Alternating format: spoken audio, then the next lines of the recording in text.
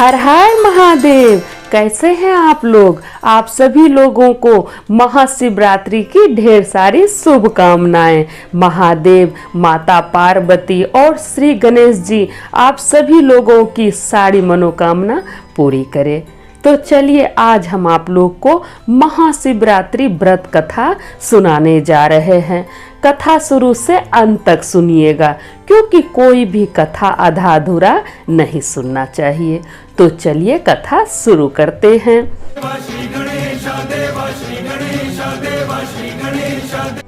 कपिलापुरी में यज्ञदत्त नाम का एक ब्राह्मण रहते थे। उनको बहुत दिन बाद जाके एक पुत्र हुआ।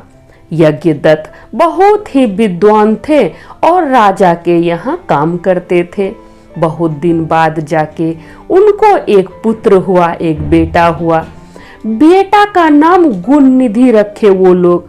अब बेटा जो था, जैसा नाम था गुण निधि, उतना ही गुण उसमें था। बचपन से ही बहुत संस्कारी था। 8 वर्ष जब उसका उम्र हुआ तो सारा विद्या वो सीख लिया। वो इतना होशियार था कि ढेर सारी विद्याओं को वो 8 वर्ष में ही सीख लिया। अब जैसा नाम था गुण निधि, उसी तरह उसमें गुण भरा पड़ा था। माता पिता का भी खूब आदर करता। माँ बाप गुण निधि को पाके पूरा खुश थे। धीरे धीरे गुण निधि बड़ा हुआ। जब गुण निधि बड़ा हुआ तो वो कुसंगत में पड़ गया।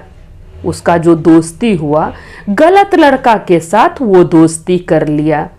अब गलत लड़का के साथ दोस्ती करने से, संगति गलत होने से उसका भी आदत खराब हो गया। गुण निधि का आदत खराब हो गया। अब गुण निधि अपने दोस्तों के साथ मिलकर चोरी करता, जुआ खेलता, गांजा पीता, दूसरी लड़की को छेड़ता। वो जितना गलत काम था वो सब करने लगा। धीरे धीरे पहले उसकी माँ समझाती थी कि तुम उस लोग का साथ छोड़ दो, गलत लड़का के साथ क्यों रहते हो, उसका साथ छोड़ दो। तो गुण निधि कहता कि मेरा दोस्त करता है, हम थोड़े करते हैं, वो सब काम हम नहीं करते हैं और हम नहीं करेंगे कभी भी। अब देखिए, संगति का तो असर होता ही होता है। अगर संगत गलत होगा तो आप 1 दिन नहीं कीजिएगा गलत काम, 2 दिन नहीं कीजिएगा, तीसरा दिन जरूर से कीजिएगा। इसलिए संगति हमेशा अच्छा रहना चाहिए, दोस्त हमेशा अच्छा बनाना चाहिए। तो गुण निधि का दोस्त खराब था। अब गुण निधि भी धीरे धीरे दोस्त के तरह ही हो गया। वो भी जुआ खेलने लगा, चोरी चकारी करने लगा। अब उसकी माँ बहुत उसको समझाती थी लेकिन वो नहीं मानता था।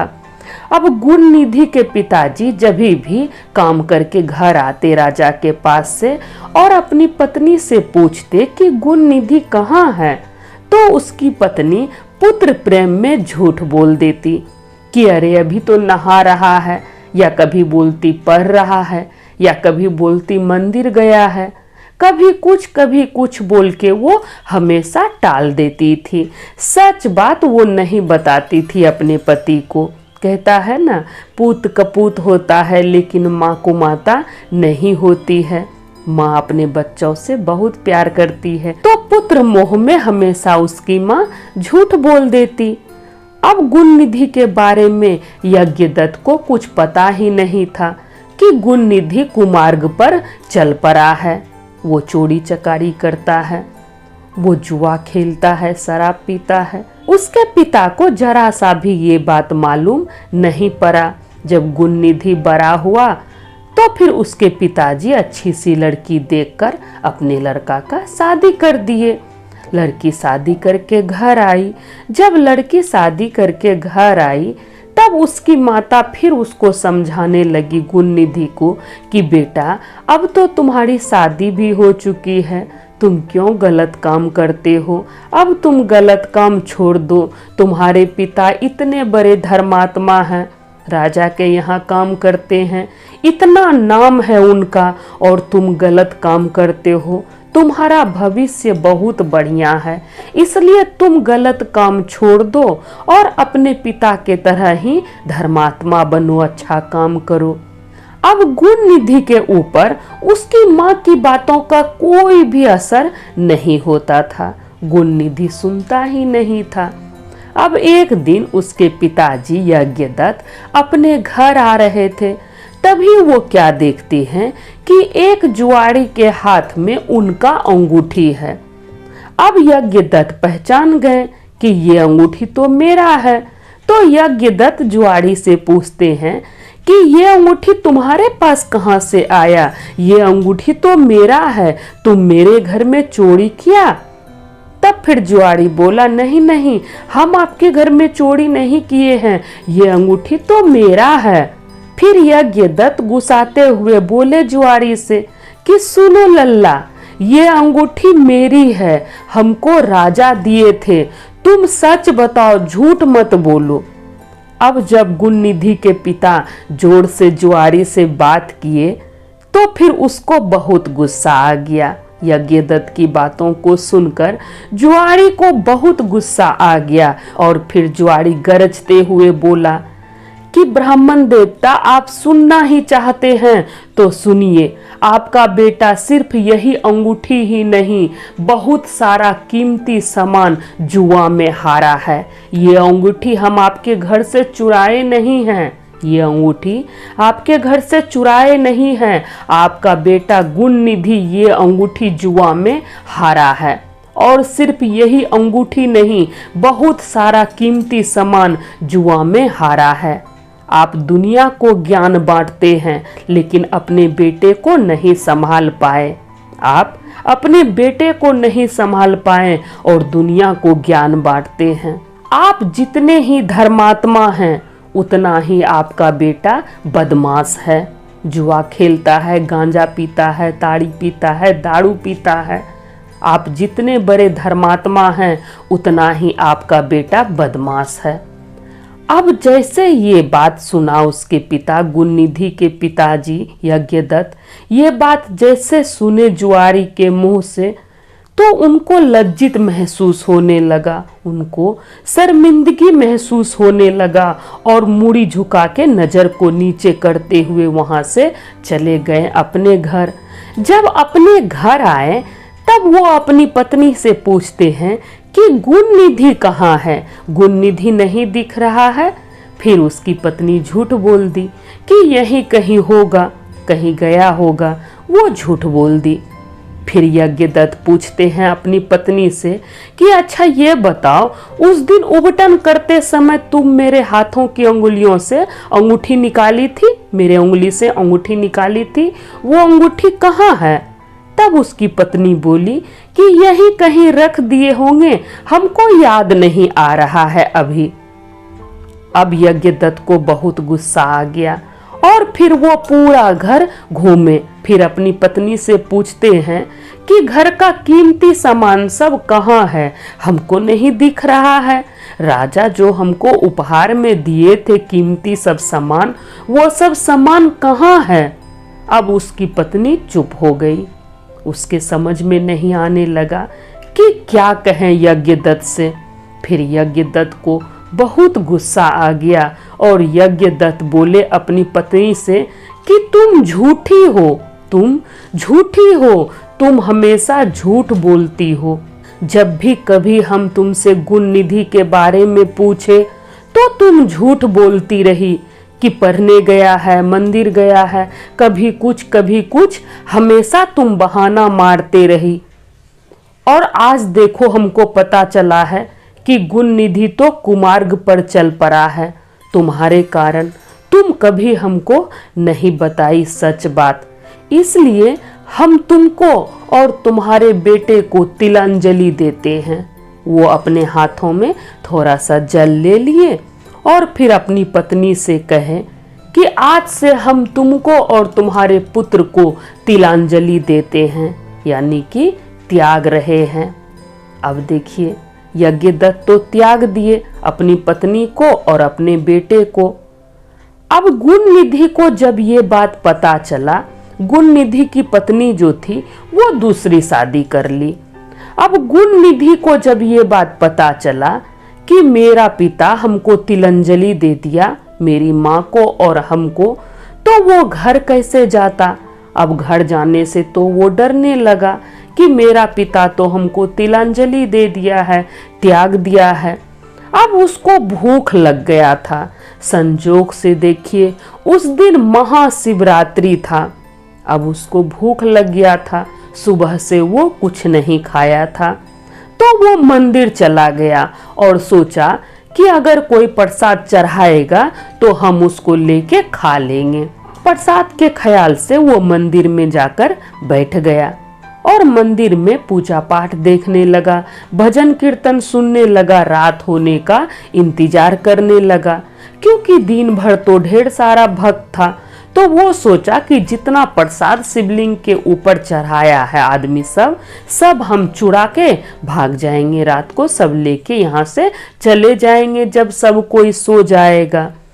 तो जब आधा रात हुआ तो सारा भक्त सो गया।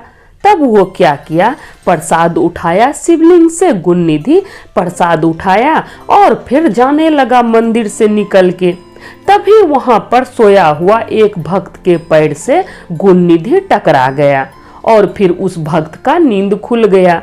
अब गुणनिधि डर के मारे भागने लगा वहां से। जब गुणनिधि भागने लगा तो वो आदमी जोर से चिल्लाने लगा, चोर चोर चोर, मंदिर से कोई सामान चुरा के चोर भाग रहा है। अब जितना आदमी वहां पर था सब जमा हो गया और गुणनिधि को पकड़ के खूब मारा। अब गुणनिधि को इतना मारा कि गुणनिधि मर गया। अब देखिए भीड़ इतना गुणनिधि को मारा कि गुणनिधि मर गया। जब गुणनिधि मर गया तो यम के दूत आकर गुणनिधि को घेर लिया और फिर गुणनिधि को खूब मारने लगा। जब ये बात शिवजी को पता चला कि गुणनिधि मर गया तो शिवजी अपने पार्षद से बोले कि जाओ गुणनिधि को यहाँ लेके आओ, गुणनिधि को शिवलोक लेकर आओ, मेरे पास लेकर आओ, गुणनिधि धर्मात्मा है। तब फिर शिवजी के दूत पूछते हैं पार्षद कि महादेव वो तो सब दिन गलत काम किया है, कभी भी अच्छा काम नहीं किया है, तब फिर उसको अपने धाम में क्यों बुला रहे हैं और उसको धर्मात्मा क्यों कह रहे हैं। तब महादेव जी कहते हैं कि वो शिवरात्रि के दिन पूरा रात जागरण किया है, शिवरात्रि के दिन मेरा पूजा देखा, मेरा भजन कीर्तन सुना है। और जब मंदिर में दिया बुझने लगा था रात को तो वो अपना कपड़ा फाड़कर दिया में बत्ती लगाया और फिर दिया जलाया, दिया में रोशनी किया वो अपना कपड़ा फाड़कर, इसलिए उसका सारा पाप नष्ट हो गया। अब हम उसको अपना लिए हैं, अब हम उसको अपना मान चुके हैं, इसलिए उसको शिवलोक लेकर आओ, अपने धाम लेकर आओ। अब शिव के पार्षद जो थे सब आए यमदूत के पास और फिर यमदूतों से कहने लगे कि गुणनिधि के प्राण को तुम लोग छोड़ दो, इसको हम लोग शिवलोक लेकर जाएंगे, अपने धाम लेकर जाएंगे। तब यम का दूत बोला कि इसको शिवधाम लेके क्यों जाइएगा आप लोग, ये कभी अच्छा काम नहीं किया है, सब दिन चोरी चकारी किया है, जुआ खेला है, दूसरे स्त्री को छेड़ा है, कभी माता पिता की बातों को नहीं सुना है, ना ही उसकी सेवा की है, फिर इसको अपने लोग क्यों ले जाइएगा। तब फिर शिव के दूत कहते हैं शिव के पार्षद कि ये शिवरात्रि के दिन शिवालय में अपना कपड़ा फाड़कर दिया जलाया है, अपना कपड़ा फाड़कर दिया जलाया है, मंदिर में रोशनी किया है, ये उस दिन भूखे रहकर भगवान की कथा को सुना है, भगवान की पूजा को देखा है, भजन कीर्तन सुना है, इसलिए इसका सारा पाप नष्ट हो गया, इसलिए महादेव इसको अपने धाम बुलाए हैं, महादेव इसको अपने धाम बुलाए हैं और अगले जन्म में ये कलिंग देश का राजा बनेगा, अगले जन्म में ये राजा बनेगा। तब यम का दूत जो था वो गुण निधि का प्राण शिव के पार्षद को दे दिया। शिव के पार्षद गुण निधि को शिव धाम लेकर गया। अब यम का जो दूत था वो सब जाके यम को सारी बात बता दिया कि गुण निधि का प्राण लेने के लिए तो हम लोग गए थे, लेकिन शिव जी के दूत उसको लेकर शिव धाम चले गए। महादेव उनको अपने धाम में जगह दिए हैं, क्योंकि वो शिवरात्रि के दिन अपना कपड़ा फाड़कर दिया जलाया था, शिवालय में रोशनी किया था। तब यमदूत की बातों को सुनकर यमराज जी कहते हैं यमदूतों से कि जो आदमी भस्म लगाता हो, जो रुद्राक्ष पहनता हो, जो शिव की कथा कहता हो, जो शिव की भक्ति करता हो, छल से भी कभी उसके पास मत जाना, उसके पास कभी मत जाना, क्योंकि उन सभी पर महादेव जी की कृपा रहती है। और फिर वो हाथ जोड़ के, यमराज जी हाथ जोड़ के महादेव जी से क्षमा मांगते हैं कि प्रभु, जाने अनजाने अगर हमसे कोई भूल हो गया हो तो हमको क्षमा कर दीजिएगा। तो ये था महाशिवरात्रि व्रत कथा।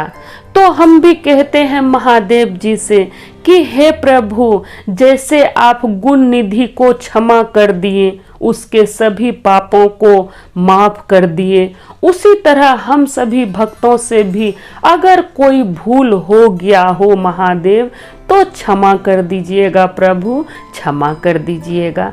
और जब भी कभी हम लोग इस धरती को छोड़ें तो अपने श्री चरणों में जगह दीजिएगा महादेव, दया कीजिएगा प्रभु, दया कीजिएगा। तो सब बोलिए जय महादेव।